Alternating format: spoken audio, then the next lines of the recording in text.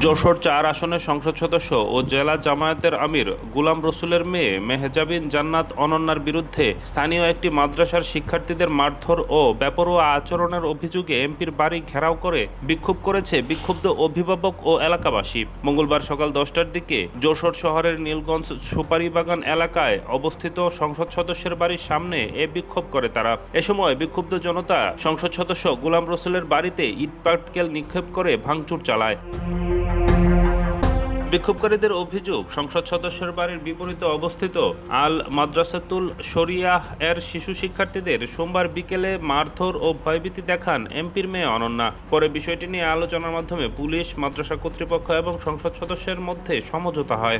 মঙ্গলবার সকালে ফের শিশু ও তাদের অভিভাবকদের উপর এমপির মেয়ে চওড়া হন। এ সময় এক শিশুর অভিভাবক রুকসানা খাতুনকে তালা দিয়ে মাথায় আঘাত করে জখম করা হয় বলে দাবি ওঠে। এ ঘটনায় মাদ্রাসার অভিভাবক ও শিক্ষার্থীর ও এলাকাবাসী ক্ষুব্ধ হয়ে ওঠেন।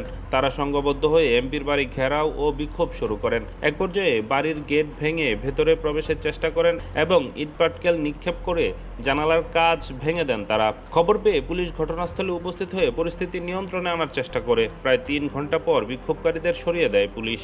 এখানে গরম পানি মারে বাচ্চাকে, ছেলেবেলে এর আগেও আমার ছেলেরে মেরেছে, বুঝলেন। তারপরে একটা মহিলারে তালা দিয়ে মাথা ফাটাই দিচ্ছে। একেবারে কোন ধরনের কাজ বাজে? যে একটা প্রতিষ্ঠান মাদ্রাসা, ওনাদের সাথে ডিস্টার্ব ফিল হয়, ডিস্টার্ব ফিল হলে ওরা অনেক ঝামেলা করে। তাহলে এই বাচ্চাদের লাঠি নিয়ে দাঁড়ায়, তারা দেয়, ওদেরকে মারবে, ভয় দেখাচ্ছে। থানায় ফোন দিয়েছে, ওনার আব্বু ছিল না, কালকে অন্য জায়গায় ছিল, এমপি অন্য জায়গায় ছিল, ওনার মেয়ে ফোন দিয়েছে, দিয়ে বলছে আমি এমপির মেয়ে, আপনারা এখনো বেরোননি কেন? ইসলাম প্রচার করে তারা মানে আজকে সংসদে গেছে।